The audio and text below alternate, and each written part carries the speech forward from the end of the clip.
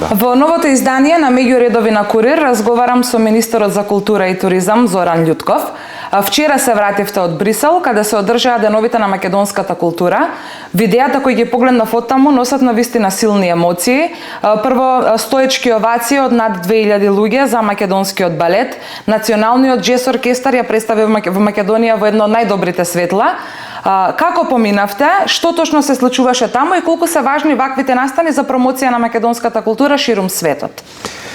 Така, благодарам што сте ги виделе сите овие работи, што стигнале и до медиумите и до македонската јавност. Навистина е многу важно да се промовираат овакви настани, бидејќи ние 10 години наназад всушност ги имавме заборавено деновите на македонската култура надвор од границите на Македонија и сега прв пат после 10 години, скоро 10 години, повторно ги враќаме оваа манифестација која што за нас е многу важна и решивме првата да биде во Брисел. И што мислам дека не погрешивме. И многу беше важно што репертоарот на трите институции, како Македонската опера и балет, Националниот џез оркестар и Агенција за филм со презентацијата на исцелител, буквално беа исполнети до едно место.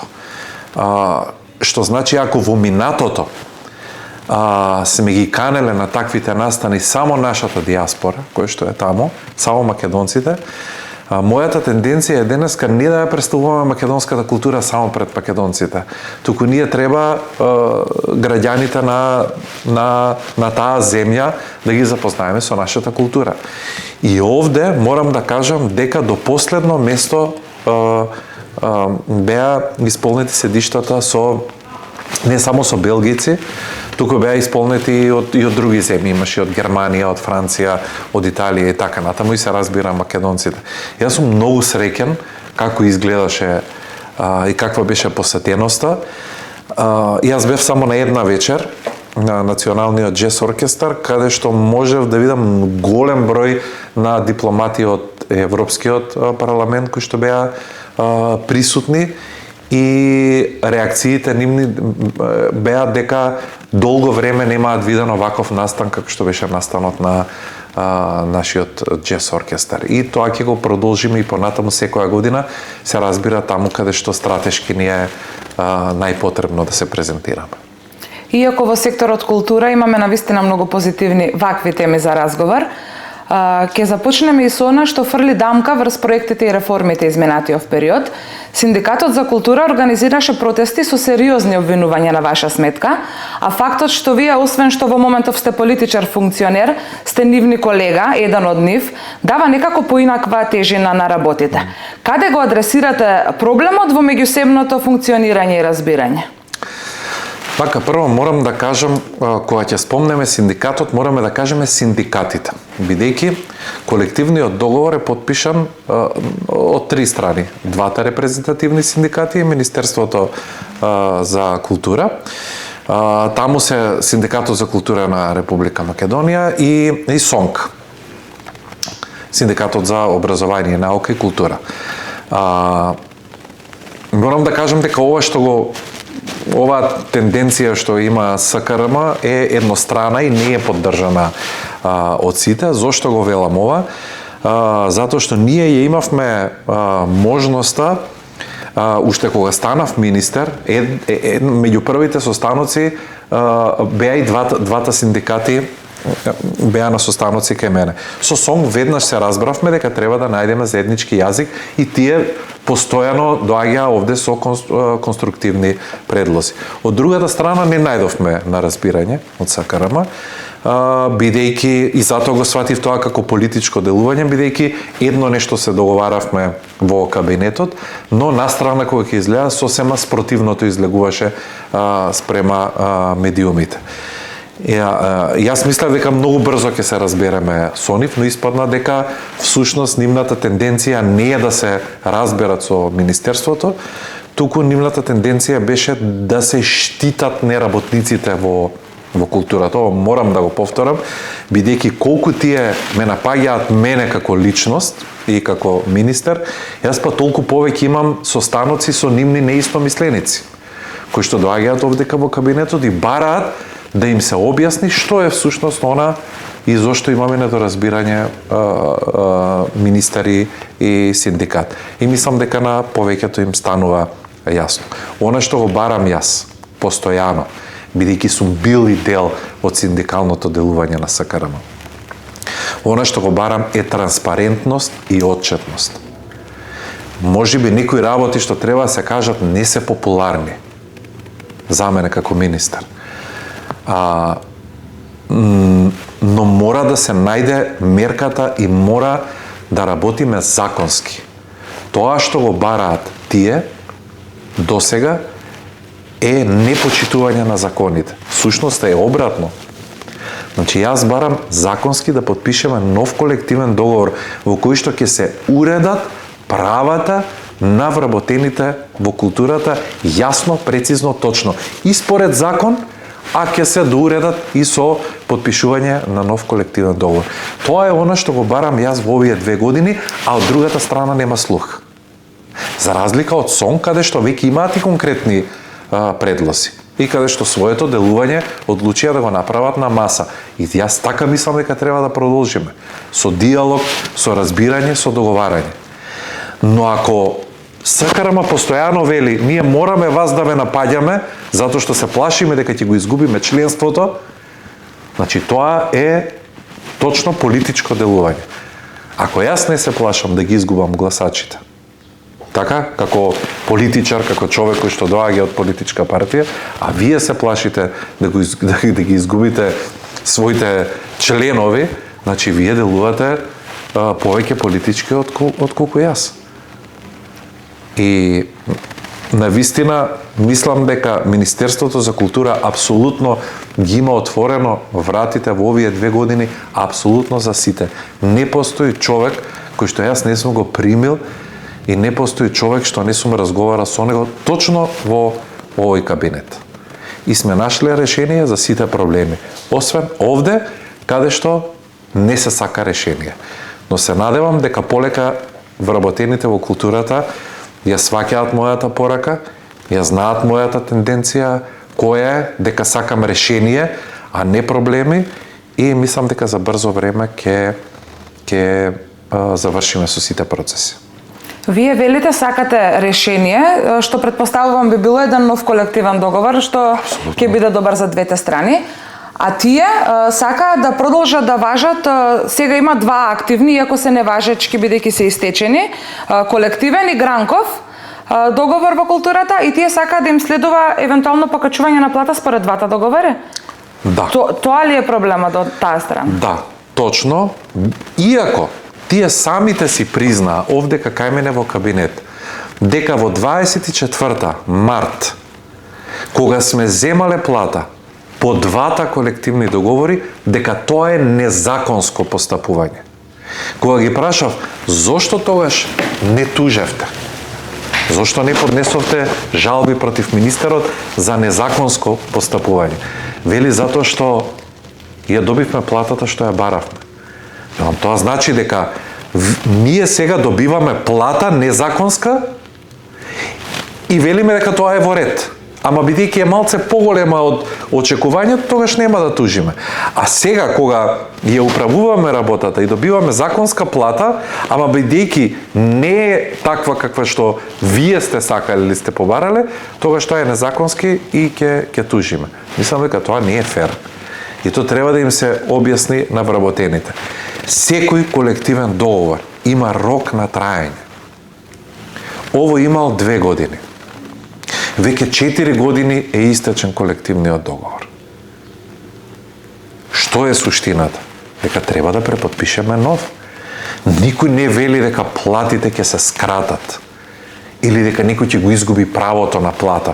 Значи, тоа е сосема обратна реторика на раководството на СКРМ да ги буцка вработените во културата дека сега доаѓа министер кој што ќе им ги скрати платите. На никого не му се крати платата. И ова најодговорно го тврдам. Она што го барам е конечно да се уредат законски како треба да изгледаат платите.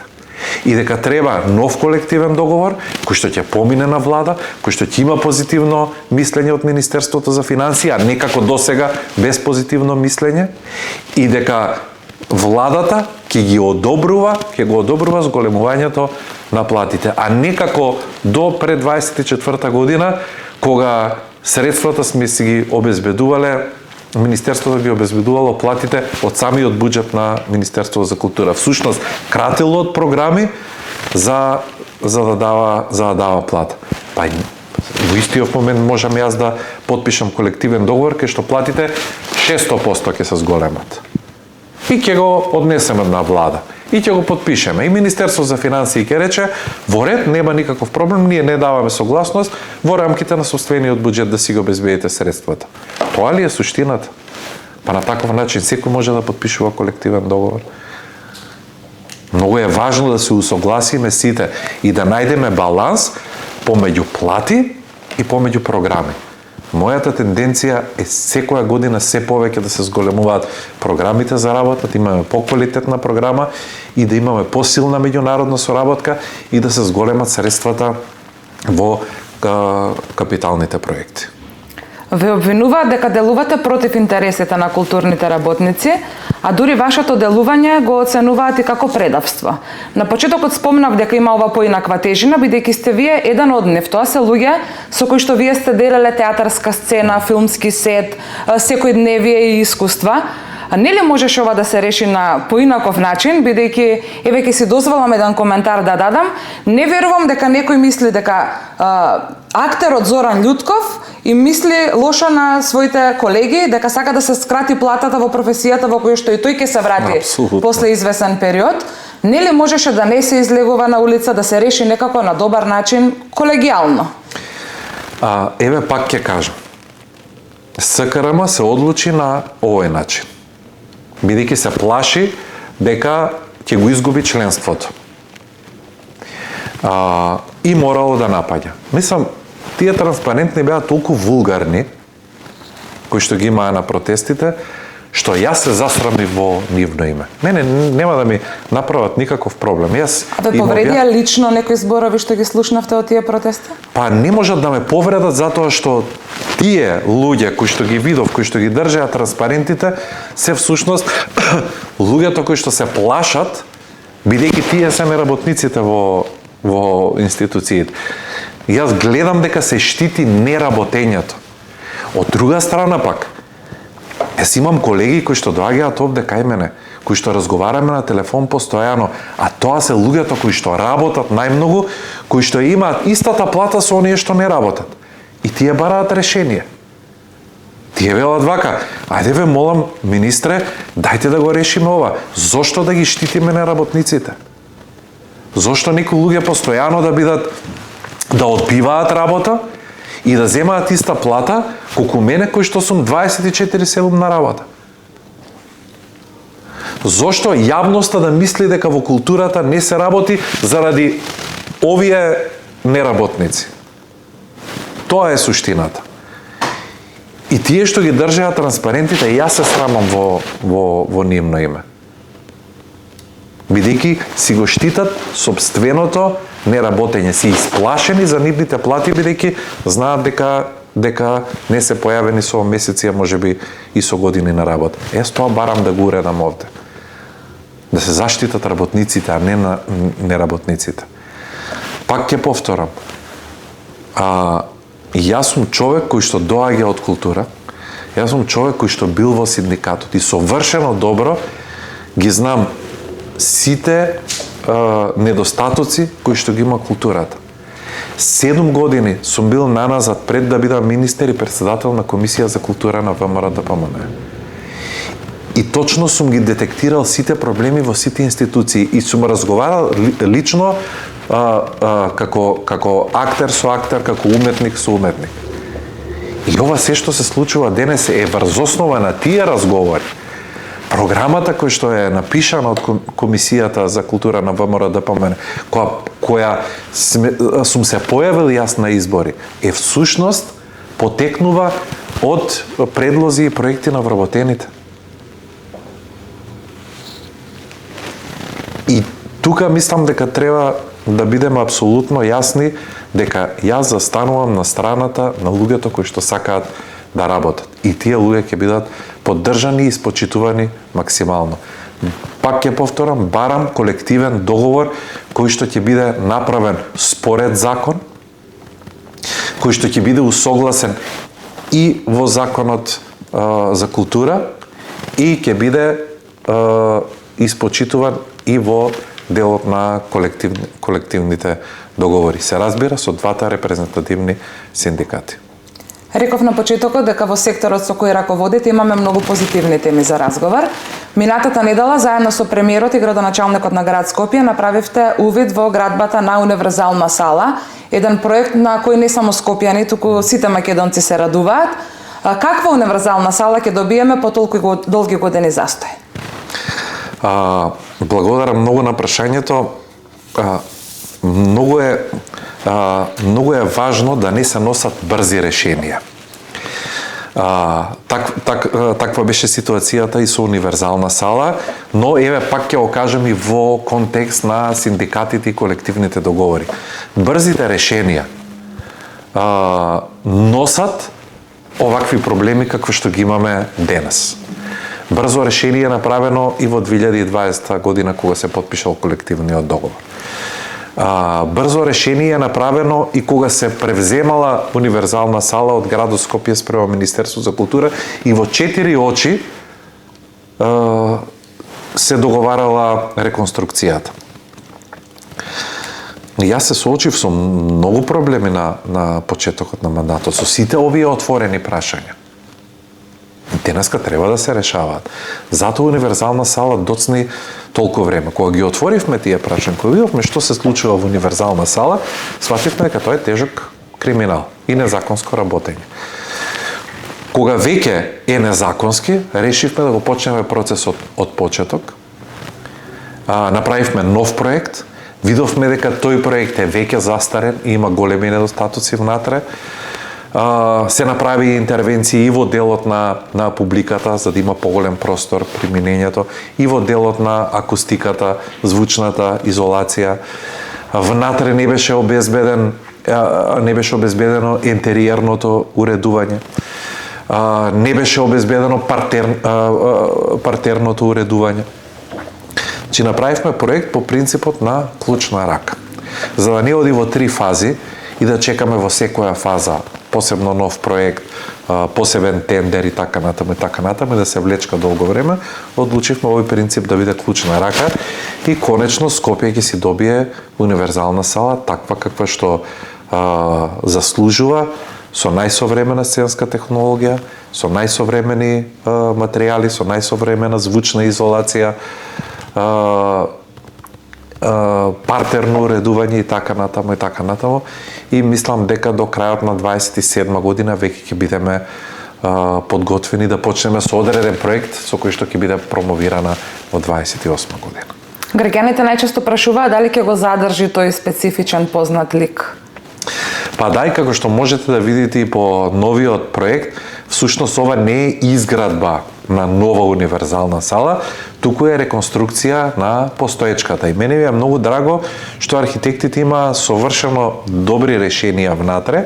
Сите недостатоци кои што ги имала претходната универзална сала и во делот на осветлувањето, и во делот на доаѓањето на надворешната светлина, и во делот на звучната изолација, или во гардеробите, или тоалетите како биле поставени непрактично тогаш, сите овие забелешки се изменети и сега во истиот лик, во истата структура се направени овие измени и ќе си имаме на истиот лик, но современа универзална сала.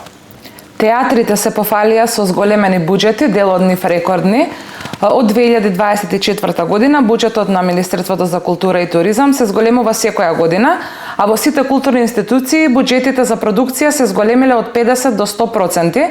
Ова се информации кои што не идоа на голем интерес од страна на јавноста. Што ќе значи тоа за публиката? Што повеќе ќе добие публиката поради сите овие вложувања? Па како што можете да приметите, нас ни се случуваат и многу често редици да имаме пред институциите за продажба на билети. Или да треба 2-3 месеци пред. Да, или пак имаме институции каде што чекаат по 2-3 месеци за да си купат карти. Да речеме, имам информации за одредени институции каде што, да речеме, се објавува репертоарот на 20 мај, веќе на 21 мај за следниот месец веќе онлайн се распродадени откупени билетите. И тоа навистина радува тој факт. И тоа не е само кај една институција, тоа и кај другите институции. Што е важно? Зголемениот буџет зборува за зголемена продукција, зборува и за поквалитетна продукција и побогата. Буквално репертоарите ни се полни секој ден на сите национални установи, тоа посебно ме радува, затоа што вработените во културата не сакаат да лежат дома и да зимаат плата, како што тоа го правеше претходната влада. Затоа првото нешто што го направив е да им се дуплираат буџетите, за да може да се искористи целиот потенцијал на секоја национална установа. И на театрите, и на музеите, и на опера и балет, филхармонија и така натаму, и така натаму. Се надевам дека оваа тенденција ќе продолжи и дека полека се подготвуваме за Скопје 2028 година. 27 ќе биде пресудна, да речеме, каква програма ние ќе искреираме во националните установи. А за 28 година специјално сите национални установи ќе креираат програма која што ќе биде во склоп на Европска престолнина за културата во 28. Сега, од друга страна, тоа што го спомнавме за билетите дека треба од 2 до 3 месеци унапред да се купат, се случува во театарот комедија, во театарот за деца и младинци. Сакам да прашам каква е состојбата во театрите, бидејќи освен што се радуваме на премиери и на богати репертоари, сигурно се потребни одредени вложувања за тие актери да работат во поубави услови. Се планира ли нешто такво? Да бидеме искрени до крај и честни, работата во националните установи воопшто не е сјајна. Дури можам да кажам дека е и загрижувачка. Години наназад не се инвестирало воопшто. Ова не зборувам само за претходната влада. Претходната влада воопшто не инвестирала, тоа е факт. Но до 2016 година пак имаме некаков напредок, изградени се неколку национални установи, неколку се реновирани, но потоа имаме една длабока стагнација. Она што направивме ние посебно после пожарот во Кочани, се преиспитавме да видиме до каде се сите, каква е состојбата на сите објекти, згради и така натаму. Загрижувачки беше фактот дека голем дел од националните установи не исполнуваат минимум услови за продолжување за работа. Кај дел обезбедивме веднаш средства да ги подобриме условите за да добиеме минимум стандарди, одредени за жал беа затворени. Кај тие што беа затворени или што има минимални услови за работа, веднаш почнавме со изработка на нови проекти. Голем дел од институциите, како Турски театар, е во завршна фаза. Театарот и библиотеката во Тетово е веќе во завршна фаза.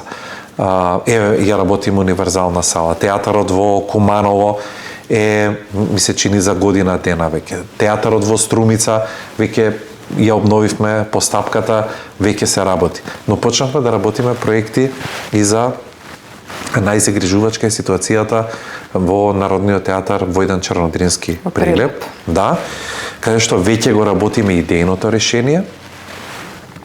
Потоа ќе се работи проект. Видете, ова морам да го објаснам што се случи таму. Таму веќе има проект за реконструкција на Центарот за култура со доградба за театар. Но ако ние почнеме да го правиме тоа, а театарот е затворен, тогаш ќе ги оставиме вработените на улица. Затоа се решивме заедно со вработените да го направиме ова.